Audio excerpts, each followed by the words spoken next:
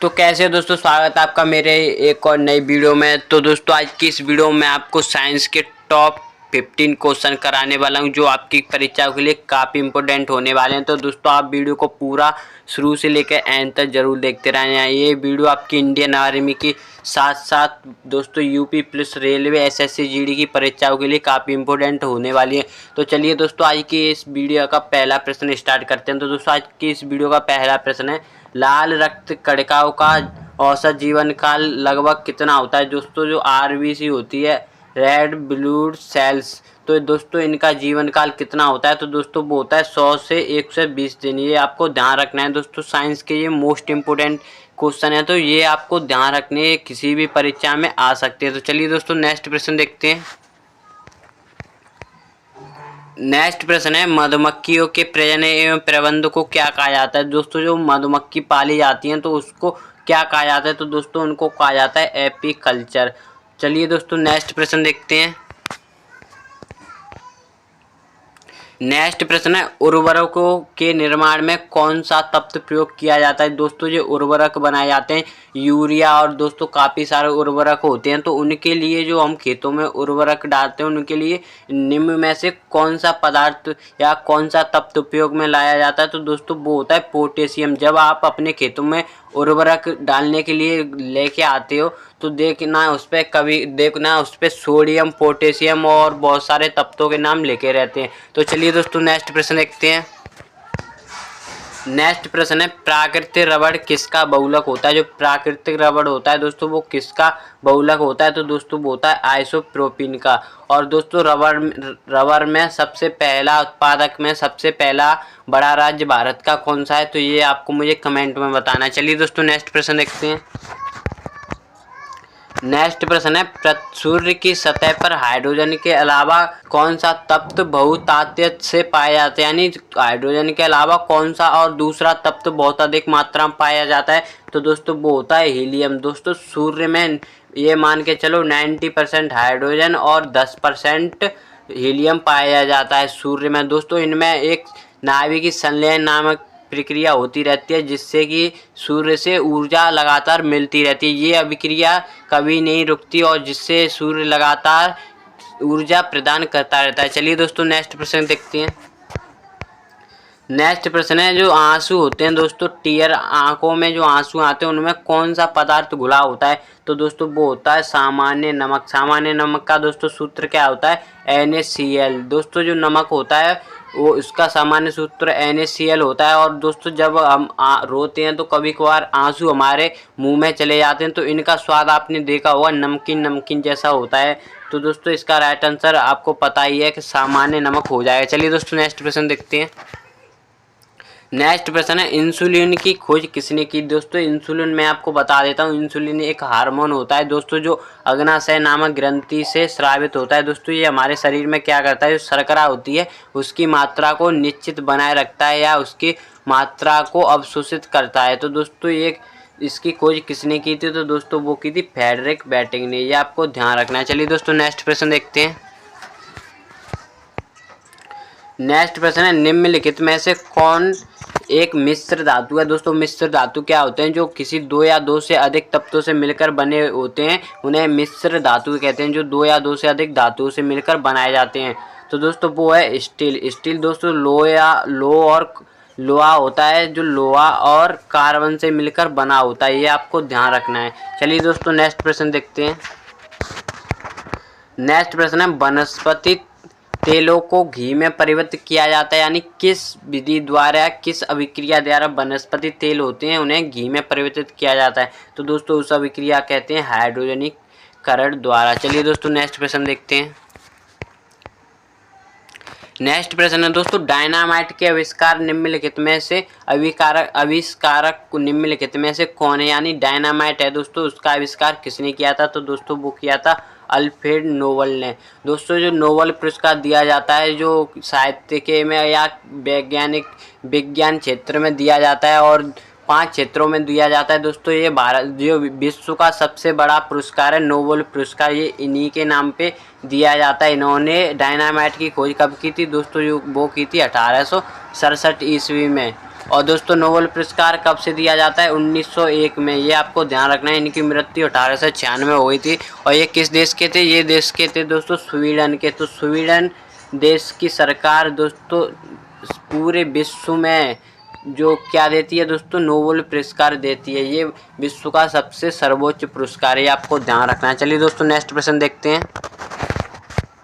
Next प्रश्न है plaster of Paris को प्राप्त किया जाता है। प्लास्टर ऑफ पेरिस को किससे प्राप्त किया जाता है? तो दोस्तों प्लास्टर ऑफ पेरिस का सूत्र क्या होता है? KO SO4.1/2H2O।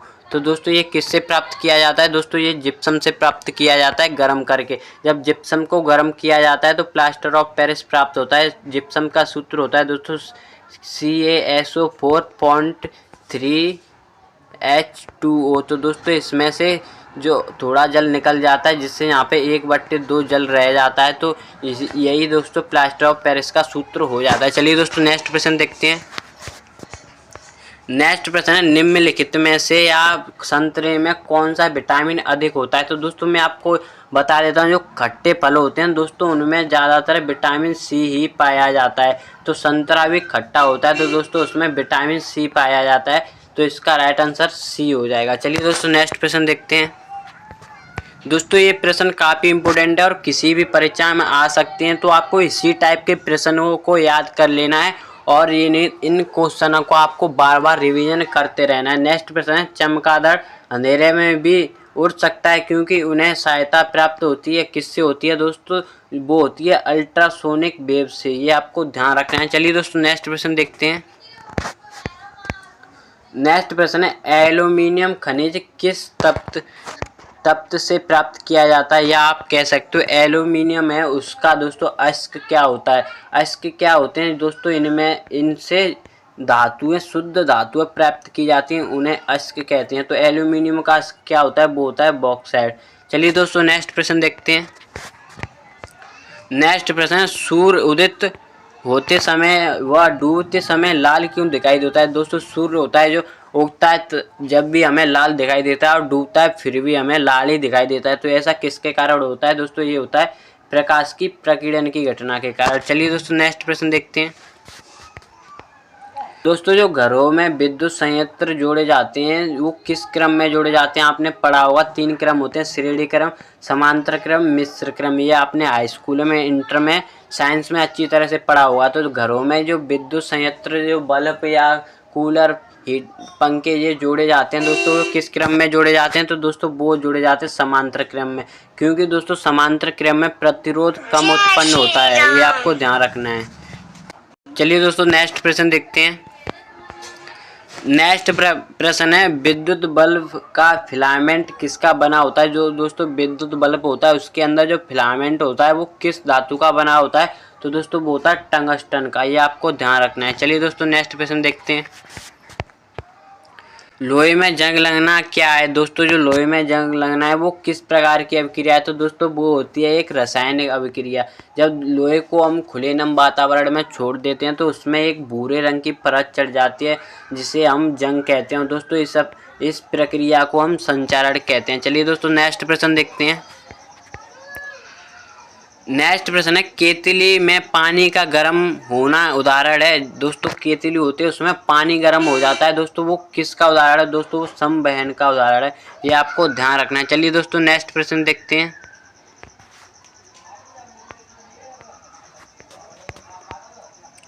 नेक्स्ट प्रश्न है दोस्तों यांत्रिक ऊर्जा को विद्युत ऊर्जा में किसके द्वारा बदला जाता है, किसके द्वारा परिवर्तित किया जाता है? दोस्तों वो होता है डायनामो। ये आपको ध्यान रखना है। चलिए दोस्तों नेक्स्ट प्रश्न देखते हैं। दोस्तों नेक्स्ट प्रश्न है सल्फर का उपयोग होता है? दोस्तों सल्फर होती है दोस्तों आपने एक प्रश्न सुना होगा जो सल्फर एक ऐसी चीज़ है जो दोस्तों सूखी होती है जिसमें बहुत कम वजन होता है और भिगोकर इसमें बहुत ज़्यादा वजन हो जाता है और जलाकर तो सबसे ज़्यादा वजन हो जाता है। तो दोस्तों इसका उपयोग किस में किया जाता है? दोस्तों इसका उपयोग किया जाता है डायनामाइट बनाने में, गन पाउडर बनाने में और बारूद बनाने में। यानी कि इसका राइट आंसर हो जाएगा उपयुक्त सभी में। चलिए दोस्तों नेक्स्ट प्रश्न देखते हैं। दोस्तों सूती और ऊनी वस्त्रों में अंतर ज्ञात किया जाता है। अगर आपको सूती और ऊनी वस्त्र में ज्ञात करना है तो दोस्तों उसके लिए बेहतर विधि होती है जलाकर सूती और ऊनी वस्त्रों में अंतर पता किया जाता है। चलिए दोस्तों नेक्स्ट प्रश्न देखते हैं।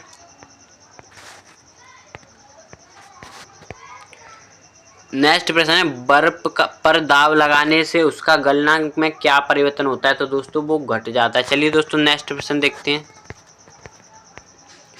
नेक्स्ट प्रश्न है गर्मियों में सफ़ेद कपड़े क्यों पहने जाते हैं? गर्मियों में दोस्तों सफ़ेद कपड़े ज़्यादातर पहने जाते हैं तो दोस्तों वो उसका कारण होता है ये ऊष्मा के बुरे अवशोषक होते हैं। ये जल्दी से ऊष्मा या गर्मी को अपनी ओर अवशोषित नहीं करते हैं। दोस्तों काले या रंगीन कपड़े होते हैं उनमें हमें ज़्यादा गर्मी लगती है क्योंकि दोस्तों ये हीट होती है उसको अंदर अवशोषक करते हैं। और दोस्तों जो सफ़ेद कपड़े होते हैं वो दोस्तों गर्मियों में या कभी भी जल्दी नहीं सूखते, जबकि रंगीन कपड़े जल्दी सूख जाते हैं। इसका यही कारण होता है। चलिए दोस्तों नेक्स्ट प्रश्न देखते हैं।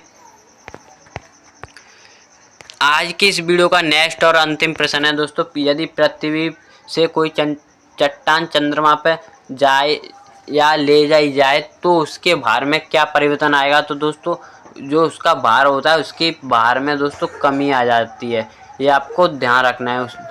इसका ऑप्शन सी एकदम राइट आंसर हो जाएगा। दोस्तों उसके भार में कमी आ जाएगी।